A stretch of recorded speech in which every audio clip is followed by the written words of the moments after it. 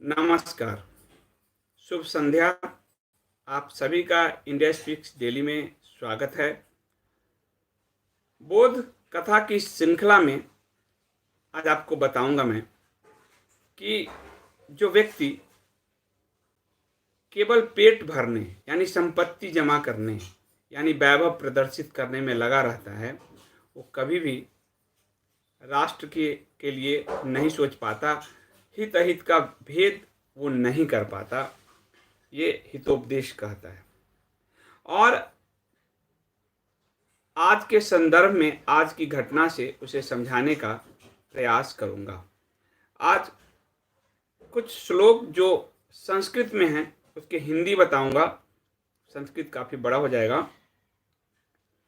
तो हितोपदेश कहता है कि हित और अहित में अंतर ना कर पाने के कारण, चाहे वो वेद हो, चाहे शास्त्र हो, चाहे लोक व्यवहार के ज्ञान से शून्य व्यक्ति केवल अपना पेट भरने की ही चिंता करता है। उसमें और किसी पशु में कोई अंतर नहीं होता। ऐसा व्यक्ति तो केवल नाम मात्र के लिए मनुष्य कहलाता है। यानी हित अहित का कोई अंतर वो नहीं समझ पाता। अभी जो एक थंबनेल में आप तस्वीर देखेंगे, आधुनिक मंथरा का तस्वीर लगाया गया है।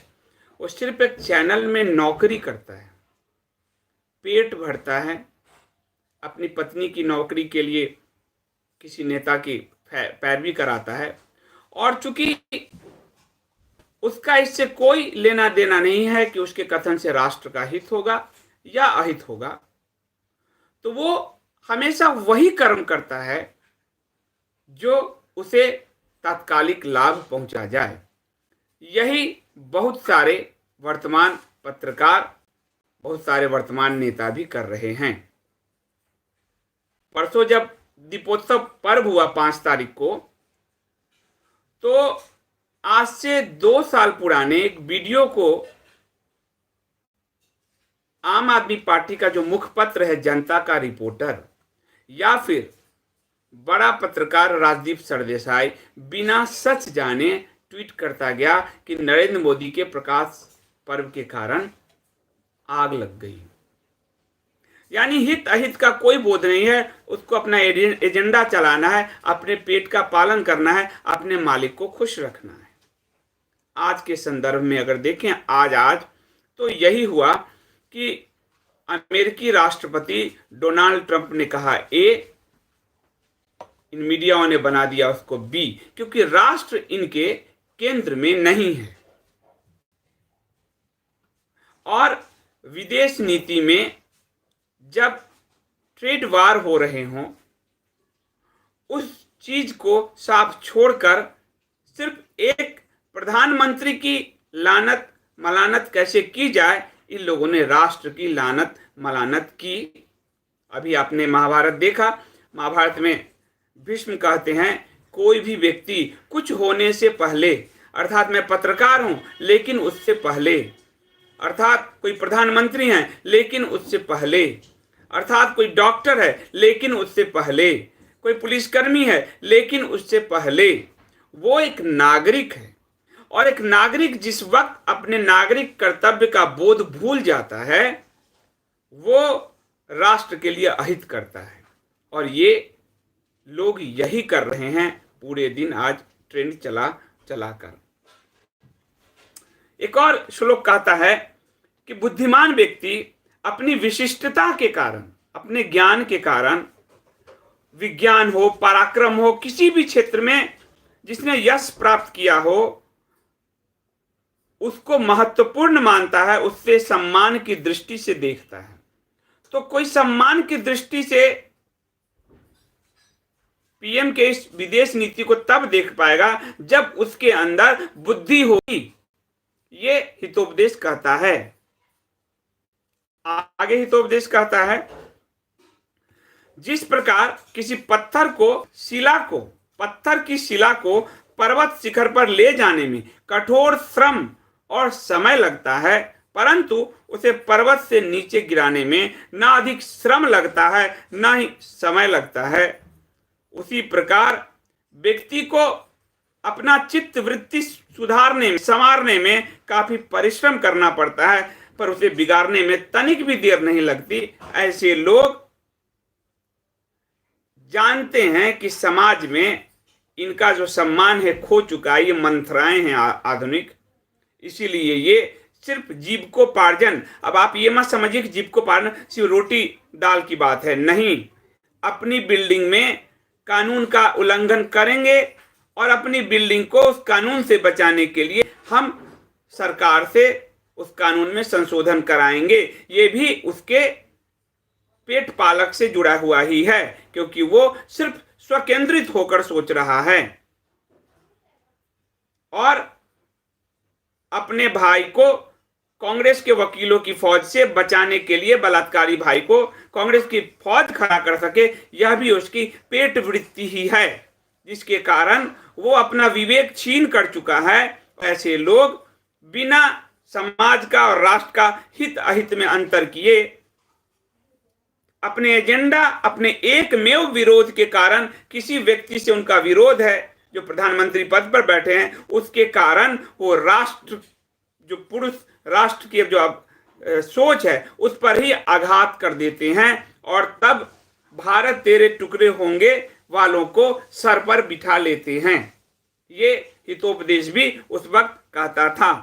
आगे हितोपदेश कहता है कि जिस पर यह व्यक्ति का चरित्र कैसा होगा कि एक कुआं खोदने वाला भी मेहनत कर रहा है, एक भवन बनाने वाला भी मेहनत कर रहा है, लेकिन कुआं खोदने वाला लगातार नीचे जा रहा है, भवन का निर्माण करने वाला लगातार ऊपर जा रहा है।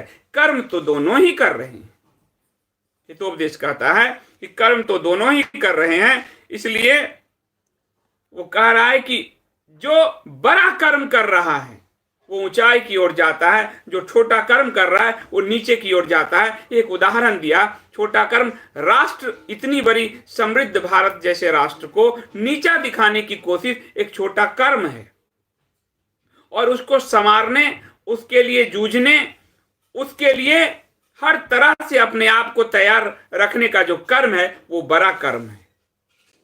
आज के संदर्भ में आज जो हुआ, विदेश नीति का ज्ञान नहीं, पूरी विदेश नीति नेहरूवियन फिलॉसफी के अलावा किसी चीज से नहीं समझा गया इस देश में। इसलिए जब प्रधानमंत्री विदेश यात्रा पर जाते थे तो ये सवाल उठाते, बार बार विदेश जाते हैं, इतना हुआ खर्च, इतना हुआ खर्च, लेकिन जब डाटा आया तो पता चला कि पेटीकोट सरकार का रोबोट प्रधानमंत्री तो ज्यादा खर्च कर रहा था। क्यों? क्योंकि वो विमानों में भर भर के पत्रकार और उनके क्रू मेंबरों को ले जा रहा था, उन पर स्कॉच की बोतलें उड़ेल रहा था, उनको 5 स्टार होटलों में ठहरा रहा था। और ये जो वर्तमान प्रधानमंत्री हैं खुद भी होटल में नहीं ठहरते, उस समय को बचाते हैं, विमान में ही तैयार होते हैं, विमान में ही सोते हैं। तब वो सवाल हमेशा के लिए बंद हो गया। आपने नहीं सोचा कि वो सवाल क्यों बंद हो गया कि मोदी बार बार विदेश क्यों जाती है। कोई व्यक्ति अपने कर्म से बड़ा होता है। आज ट्रंप के पूरे बयान को जिस गलत तरीके से पेश किया गया, और भारत, मैंने आपको बताया, फार्मा पे जो बड़े वेबसाइट्स हैं जो फार्मा को लेकर काम करते हैं, उन्होंने मार्च में ये बात लिख दिया था कि भारत उस अमेरिका के साथ उस नेगोशिएशन को कर रहा है जिसमें भारत की कंपनियों को निर्यात के लिए, माने अमेरिका में मेडिसिन के आयात के लिए रोक दिया है, भारत की कंपनियों पर बहुत सारे प्रतिबंध लगा दिए हैं, भारत की कंपनियों को दवा प्रोड्यूस करने से अमेरिका ने रोका है। तो भारत उसके लिए बातचीत कर रहा है कि आप हमारी कंपनियों को खोलें, अपने आयात को बढ़ाएं। आज आपके पास संकट आया है, पर यह संकट ऐसा ना हो कि हमारा जो व्यापारिक रिश्ता है आपसी, वो सिर्फ ये क्षणिक संकट को लेकर हो, इसको हम एक मजबूत डोर जो है, मजबूत एक छोर तक पहुंचाएं उस रिश्ते को, लेकिन उस पूरे को गायब कर दिया गया। और ट्रंप ने लिया बदले की बात जो है, बेवजह का उछाल दिया गया, बेवजह का। जिसने भी उछाला वो क्षुद्र बुद्धि के कारण किस तरह से राष्ट्र का अहित कर रहा है, ये उस जमाने से भी हमारे शास्त्र बताते हैं कि ऐसे व्यक्ति किस तरह से राष्ट्र का अहित करते चले आए हैं। अब बहुत सारे लोग सवाल उठाते हैं कि आपको ही क्यों लेना है, आपको क्या लेना है, गाली गलौज करते हैं, कई को ब्लॉक किया। तो भीष्म जी की वो प्रतिज्ञा है कि पत्रकार होने से पहले मैं नागरिक हूं, मेरा कर्तव्य है अपने देश के प्रति, और चूंकि पत्रकार हूं तो सच लोगों तक पहुंचा सकूं। इसलिए हितोपदेश कहता है, जिस प्रकार अजीर्ण के भय से भोजन करना लोग नहीं छोड़ते, उसी प्रकार किसी दोष निकलने की संभावना से कार्य को प्रारंभ ना करना कायरता कहलाता है। यानी अगर हम ना बताएं आपको कि हमारा क्या लेना, ये तो उनका काम है। कई लोग कहते हैं इन जैसे एक मंत्रा की फोटो लगाई, इस पे बात मत कीजिए, इसको छोड़ दीजिए। तो कार्य जब तक वो जो उन्होंने एक आडंबर और रखा है, उसको जब तक एक्सपोज नहीं किया जाए, उस कार्य को हाथ में ना लिया जाए इस उद्देश्य से कि इसमें गुण दोष होगा, तो वो कायरता की श्रेणी में आएगा। ऐसा हितोपदेश का ज्ञान है। आगे मैं आपको बताऊं कि हितोपदेश कहता है कि फिर कैसे लोग उन्नति कर सकते हैं, कौन कौन लोग हैं। तो जो देशद्रोही हैं उनकी आप जमात देखिए, जैसे कम्युनिस्ट पंचमक्कार, आप देखिए पंचमक्कार, मसीहवादी, मोहम्मदवादी, मार्क्सवादी, मैकालेवादी, माओवादी, ये जो जमाती लोग हैं, जो भारत तेरे टुकड़े होंगे। तो ये जो है हितोपदेश कहता है, घोड़ा, शस्त्र, शास्त्र, वीणा, पुरुष और स्त्री योग्य व्यक्ति के संसर्ग से योग्य बनता है और अयोग्य व्यक्ति के संसर्ग से अयोग्य हो जाता है। जब कन्हैया और उमर खालिद साथ रहेंगे तो वो देश तोड़ने की बात ही करेंगे। जब प्रणय राय और रवीश बकैत पांडे साथ रहेंगे वो देश तोड़ने की बात ही करेंगे। जब सागरिका और राजदीप पति पत्नी होंगे हैं साथ रहेंगे तो दोनों की एक जैसी सोच ही निकलेगी। व्यक्ति जिसके संसर्ग में रहता है वो उसकी चित्त वृत्ति वैसी ही हो जाती है। इसलिए इन सब का एजेंडावादी जो पूरा कुनबा है वो विदेश के बयान से भी भारत पे की लानत मलानत करने की इसलिए सोच लेता है क्योंकि उसके सपने में भी भारत को तोड़ना ही बसा हुआ है। आखिर में एक बोध कथा कह के मैं अपनी बात को समाप्त करूंगा। एक कथा है कि मगध देश में एक बड़ा ही धर्मात्मा व्यक्ति था, शुभदत्त नाम था उसका। वो मंदिर बनवा रहा था। पुराने जमाने में जो दान करते हैं मंदिर बनवाते हैं धर्मशाला बनाते थे, तो वो मंदिर बनवा रहा था। तो वहां जो लकड़ी का काम कर रहा था वो बढ़ई, वो शाम हो गई तो लकड़ी का काम करते करते आधे चीरे हुए जो लकड़ी का लठ होता है उसको ऐसे ही छोड़ के और उसमें एक खूंटी फंसा दिया और फिर वो चला गया कि अगले दिन इसको पूरी तरह से चीरा जाएगा। अब शाम को वहां बंदरों का झुंड आ गया। उसमें से एक बंदर उस खूंटी को निकालने की कोशिश करने लगा, पूरा जोर लगाया, खूब प्रयास किया उसने, ऊपर बैठ के प्रयास किया, नीचे बैठ के जैसे ही बकैत सब करते हैं, हर तरह से समाज को दिग्भ्रमित करने का प्रयास करते हैं, उसी तरह बंदर ने सारा जोर लगा दिया और खूंटी तो खींच लिया, वो पूरा लठ उसके ऊपर गिरा और बंदर का प्राण उड़ गया, बंदर की मौत हो गई। तो हितोपदेश कहता है कि जो विषय आप नहीं समझ पा रहे, असंबद्ध है, जो आपकी रुचि के अनुकूल नहीं है, जो आपका बोलना किसी तरह का, जिसमें घुसना आपका औचित्य नहीं है।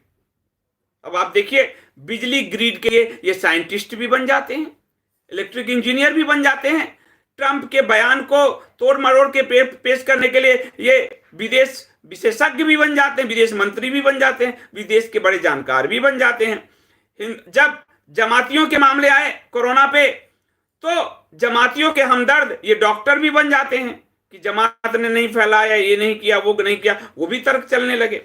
फिर ये जब कोर्ट का फैसला इनके विरुद्ध आता है, राफेल हो चाहे राम मंदिर हो, तब ये लॉ के बड़े जानकार भी बन जाते हैं, और राफेल का हो तब ये हथियार विशेषज्ञ भी बन जाते हैं। यानी हर तरह की शूर्पणखाएं रोल अदा कर लेती हैं, तारकाएं हर तरह के रोल को ग्रहण कर लेती है। तो कहती है ये कथा कि जो जिस काम का अधिकारी है, जो विषय उससे संबंध नहीं है, उसमें हाथ ना आ रहा है, वरना उस बंदर की भांति वो गति को प्राप्त करेगा। ये हितोपदेश कहता है। इसलिए मैं पुराने शास्त्रों से कहीं आपको दे रहा हूं बोध कथा, ताकि आप समझें कि आज भी मंथराएं हैं, आज भी ताड़काएं हैं, आज भी शूर्पणखाएं हैं और आज भी रावण है। इस तरह की जो प्रवृत्ति है, जो अपने राष्ट्र के हित में विभीषण खड़े हो गए अपने भाई के विरुद्ध, लेकिन यहां राष्ट्र के विरुद्ध ये खड़े हो जाते हैं पाकिस्तान चाइना के फंड पर। इसलिए हमारा जो उद्देश्य है वो हित अहित सिर्फ पेट का जो पालन करेगा, जो स्वयं के क्षुद्र वृत्ति में लिप्त रहेगा, वो राष्ट्र के हित के बारे में सोच ही नहीं सकता और वो एक व्यक्ति एक प्रधानमंत्री पद का विरोध करते करते राष्ट्र के विरोध में उतर आता है और भारत तेरे टुकड़े होने का कोई नारा लगाता है और कोई उसके लिए अपनी टेलीविजन का चैनल काला करता है ताकि वो नारों की अनुगुंज ना दिखानी पड़े, ना सुनानी पड़े। लेकिन क्या उससे समाज तक वो नारे नहीं पहुंचे? क्या शुतुरमुर्ग हो गया कोई बकैत तो क्या उससे वो रेत के टीले नहीं दिखेंगे? हितोपदेश कहता है इस बारे में कि सच तो सामने आ ही जाता है किसी न किसी रूप में, चाहे कितना ही अंधेरा हो, लेकिन जब सूरज का प्रकाश निकलता है तो अंधेरा छट ही जाता है, वो कितना ही अंधेरा हो। इसलिए ये जो बोध कथाएं हैं हमारे जीवन में बोध को जागृत करे, होश को जगाए और हम सबको एक नागरिक के रूप में, चाहे एक वो डॉक्टर जो अपनी बच्ची को आया है घर सप्ताह 15 दिन बाद, लेकिन अपनी बच्ची को छू नहीं सकता, दूर से आंखों में आंसू लेकर वो जो देख रहा है, वो डॉक्टर उस डॉक्टर का कर्तव्य निभा रहा है, उससे पहले वो नागरिक का भी कर्तव्य निभा रहा है। लेकिन दूसरी तरफ वो नागरिक है जो जमात में बैठकर इस देश को तोड़ना चाहता है, क्योंकि इस नागरिक का कर्तव्य इस देश के प्रति नहीं है। ये नागरिक अपने आप को सऊदी अरबिया से माना हुआ एक किताबी मजहब से अपने आप को जुड़ा पाता है और उसकी अवधारणा है कि मृत्यु के बाद ही जीवन शुरू होता है, 72 हूरें मिलती है। इसकी वजह से ये सब सुप्रीम कोर्ट चले गए हैं कि मीडिया पे पाबंदी लगाओ, सोशल मीडिया पे पाबंदी लगाओ कि जमात को क्यों एक्सपोज किया जा रहा है। हम एक्सपोज तब कर सकते हैं जब हमें हमारे अंदर ये बोध हो कि क्या सही है और क्या गलत है, और सही को कहने के लिए चाहे सर कटाना पड़े और गलत को गलत बताने के लिए चाहे कितने ही जतन करने पड़े। अभी के लिए इतना ही, बहुत बहुत धन्यवाद। किसी का कोई प्रश्न हो तो मैं ले दूं, नहीं तो इसको मैं खत्म करता हूं।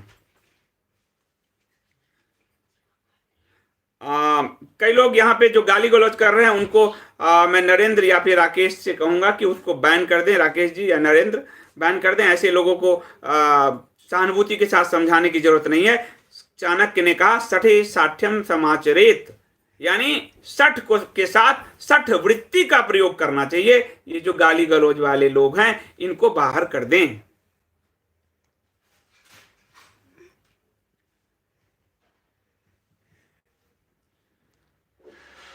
आप सब भी ऐसे लोगों का आप सब भी अपनी तरफ से रिपोर्ट करो ताकि ऐसे लोग हम सब की विचारधारा के किसी चैनल पे जाके गंदगी न फैलाएं, किसी को रिपोर्ट न करें। आप सब कम से कम इसको रिपोर्ट करो। ऐसे लोग जो कोई अकरम खान आता है, कोई रिजवान आता है, जो कोई भी आता है, उन सबको रिपोर्ट करके ताकि ऐसे लोग को यूट्यूब उस प्लेटफॉर्म से ही बाहर कर दे। ये गंदगी कीचड़ में लौटने वाले सुअर है, इनको बाहर रखो समाज से। ठीक है, आप सबको बहुत बहुत धन्यवाद इसके लिए, और कल फिर मैं आपसे मिलता हूं दिन में 3:30 बजे। बहुत बहुत धन्यवाद। शुभ रात्रि। वीडियो को लाइक करके सब्सक्राइब कीजिएगा। और हाँ, कुछ लोग फोन लगातार कर रहे हैं किसी भी चीज पे, आपने ये वो, मैं जो कह रहा हूं आप उसके कमेंट में लिख दीजिए, मैं पढ़ रहा हूं। पर हर चीज के लिए मैं फोन उठाऊं, फोन पे ही जवाब देता रहूं तो मैं मनुष्य हूं, इतनी एनर्जी कहां से आएगी। और जब मैं पढ़ने लिखने में लगा हूं तो सारा समय उस पर चला जाएगा। इसलिए जिसको जो प्रश्न है वो उस वीडियो के लिंक में टिप्पणी में ही लिख दे। जवाब नहीं दे रहा हूं इसका मतलब ये नहीं कि प्रश्न नहीं पढ़ा है, और आपके जो है हो सकता है आप जो मुद्दे उठा रहे हैं उस पर मैं अगले किसी वीडियोस पे उस पर बात करूं। तो जो भी प्रश्न हो आप उसी वीडियो में पूछें। बहुत बहुत धन्यवाद। शुभ रात्रि।